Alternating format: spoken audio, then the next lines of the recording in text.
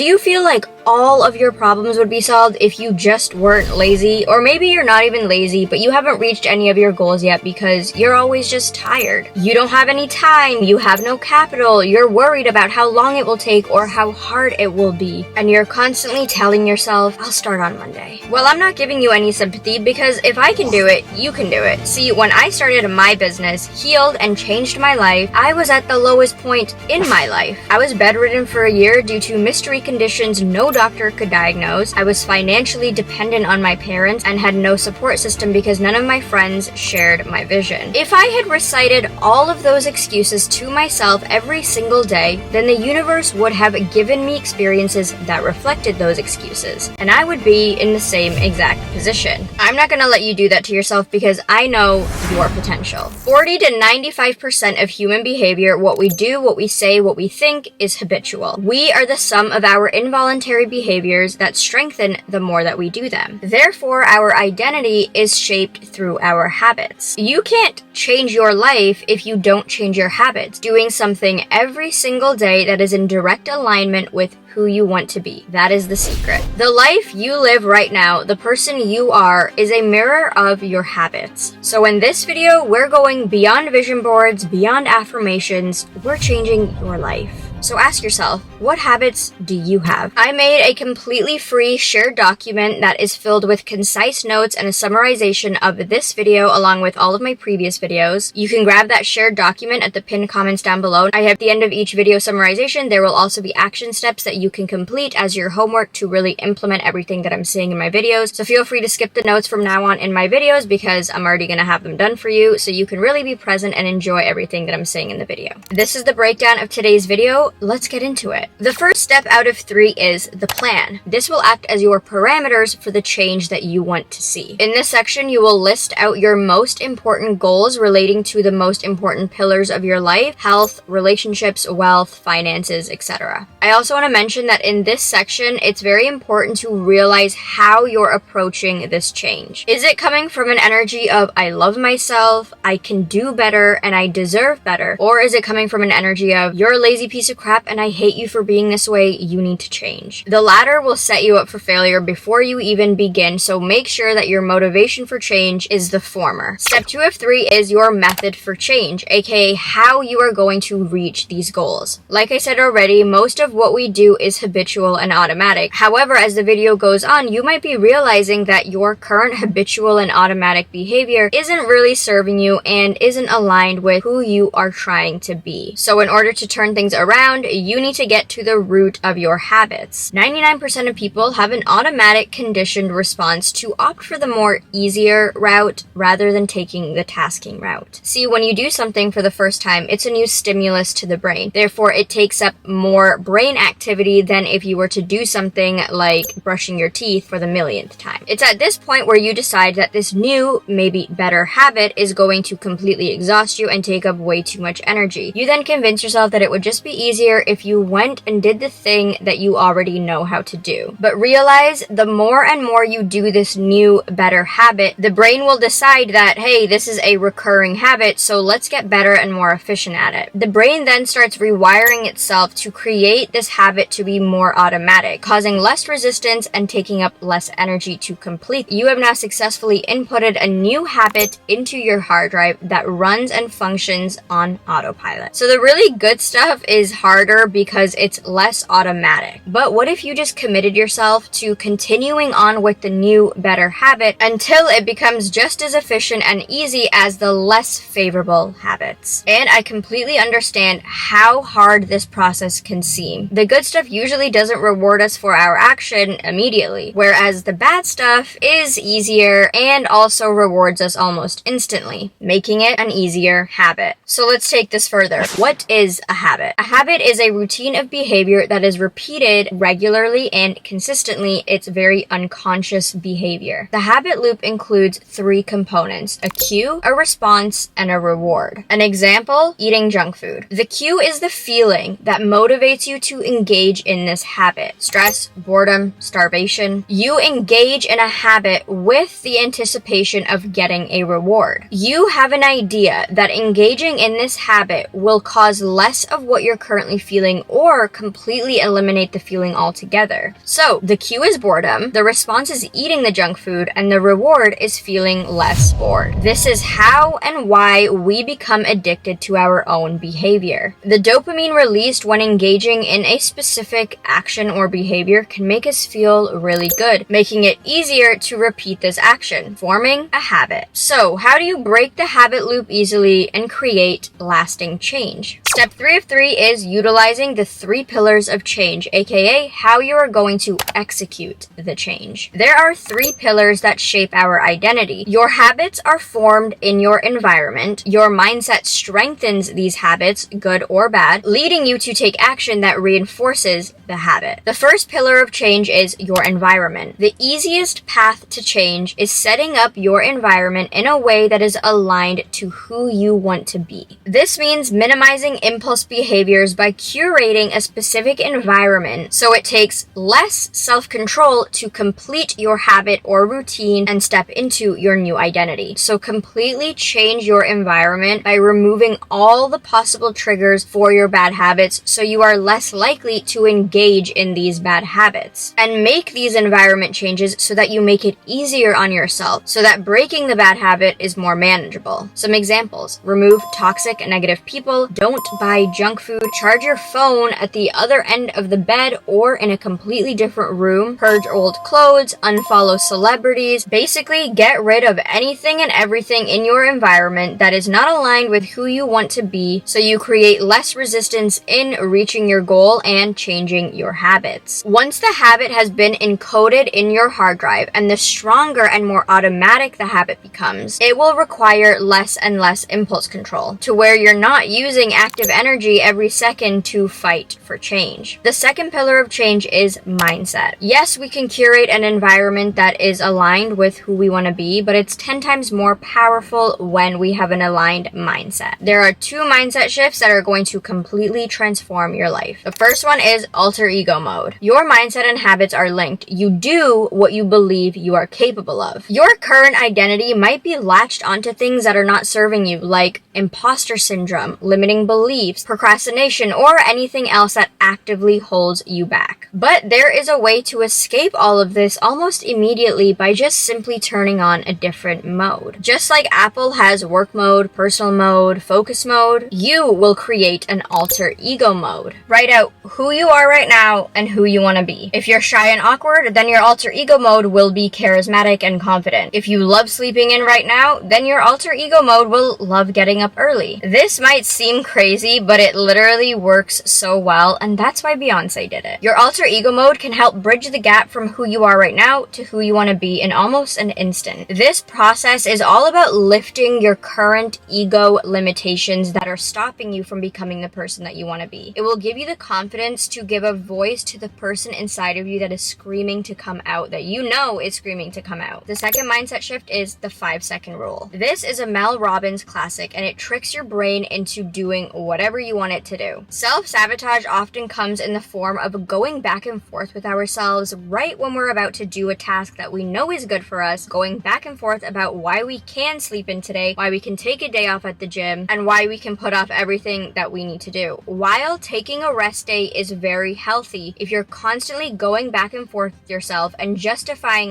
why you don't need to do the thing that you need to do, it's an unhealthy habit and it's stopping you from becoming the person that you want to be. Mel Robbins also says no. Whenever you have a thought to do something that is directly aligned with your goals, or simply something that you should do but you don't feel like doing, you're going to count down to 1. 5, 4, 3, 2, 1. You're not allowed hesitation, and you're not allowed to talk yourself out of it. This simple trick causes you to impulsively take action on the things that you know you need to be doing. Mel Robbins says that this works because your brain gives you 5 seconds before you will actively try to convince yourself to not do something. And it will try to rationalize why it's not really worth doing in the first place. Mel Robbins says that our brains have evolved to a place where we try to conserve energy. So when it comes down to it, your brain really isn't in your corner when it comes to reaching your goals goals and achieving your dream life. That's why it's important that you come in as a software developer and say to your brain, okay, we're giving yourself an update. Because our brains are hardwired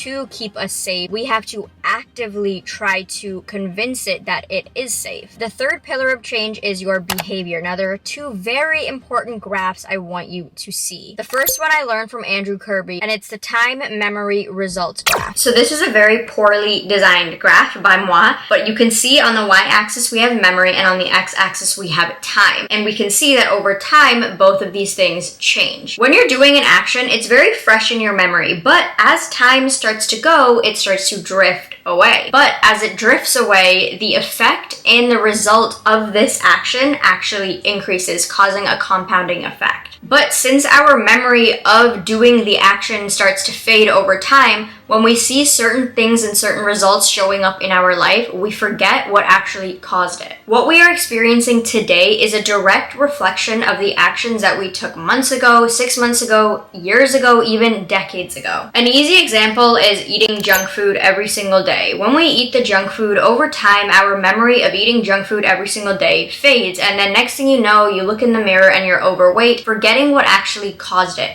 But it was a result of you eating junk food every single day. But since you forgot that you ate junk food every single day, you don't understand that the result you're seeing in the mirror is a direct reflection of the actions that you took years ago, months ago, even yesterday. When it comes to starting new habits that are healthy, that are better, because they're so fresh in our mind and we're not seeing yet the results of this action, we tend to give up because we are doing the action, we're remembering we're doing the action, but we're not seeing any results. Now, if you just continued going on, your effort would start being forgotten, but the results that would show up in your life would be so powerful and huge, but in that moment, you would probably forget how that result actually showed up in your life. So, negative actions always have a negative result, and positive actions always have a positive result over an extended period of time. Where you are right now is a result of the actions you took years ago, and where you're going to be in the future is going to be a result of the actions you take today, tomorrow, and the day after, and the day after. Victims place all of their power outside of them, but the most intelligent people understand the law of cause and effect. They take control of their lives by implementing habits and routines that serve them, and they wait for the result because they know that everything has a compounding effect, good habits and bad habits. And most often, these victims are the ones who say, oh, well, they get to do it, she gets to go clubbing, they get to go eat junk food all the time, but you don't want to live like everybody else, so you can't have habits and routines like everybody else. The second graph is related to instant gratification and delayed gratification. So this is the good stuff graph. Now on the good stuff graph, the things that we know we need to be doing are the ones that have the least momentum. They are the ones that make us feel like, oh my God, this is going to be so much hard work, this is a chore, and you really dread doing it.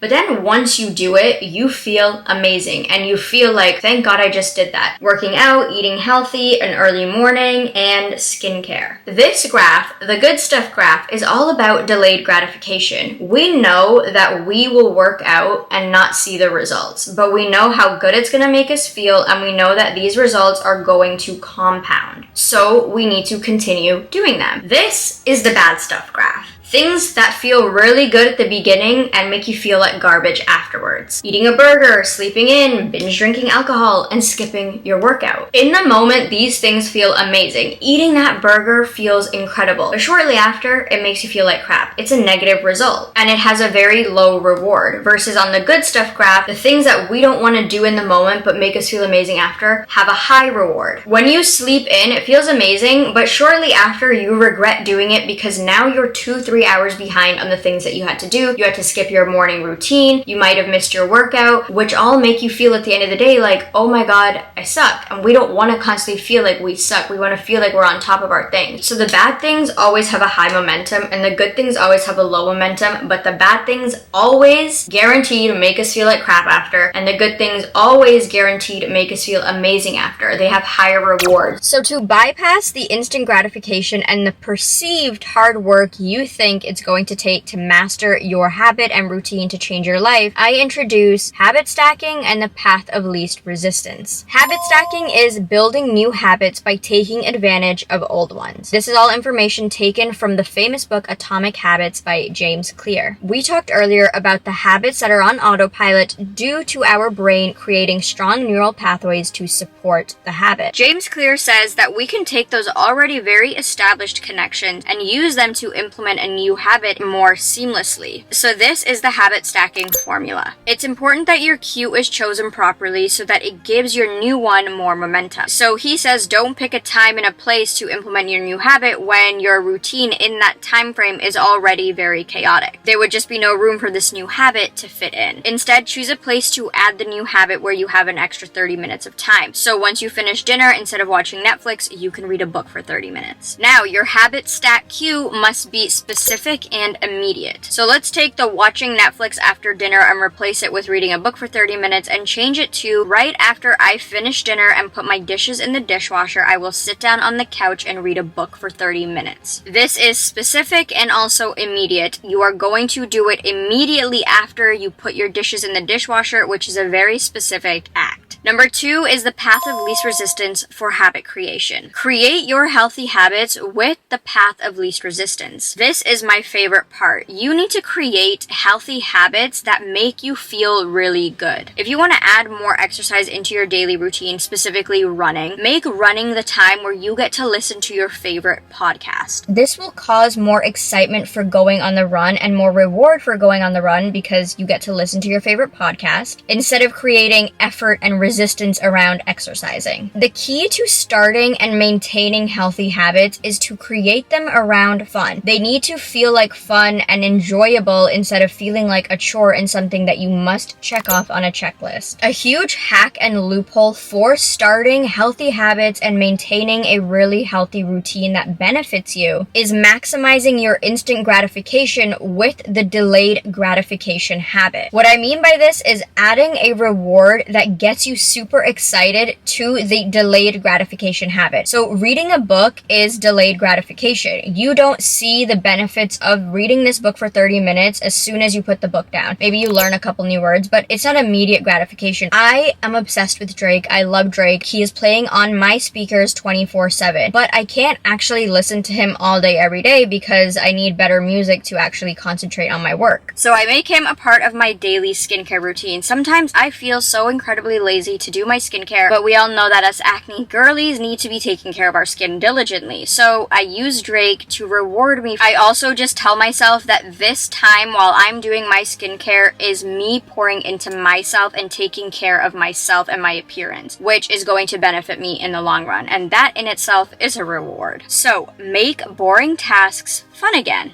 Now, I want to disclaim this and say, do not give yourself a reward that is bad. Your rewards need to be also good, healthy habits, but you're also feeling excited by that reward. So you're not going to do your skincare and then give yourself a chocolate bar after. That is not what I'm saying. I'm saying that something that you really enjoy that is also good for you should be part of your reward system. When you realize that pleasure really starts from within and you are automatically giving yourself pleasure when you engage in long-term delayed gratification habits, the gratification can be instant if you choose to give yourself that pleasure and see it as pleasure and reward rather than tasking and daunting. Now, I know you're going to spend another couple of hours on YouTube educating yourself, so add watching this video to your habit stack.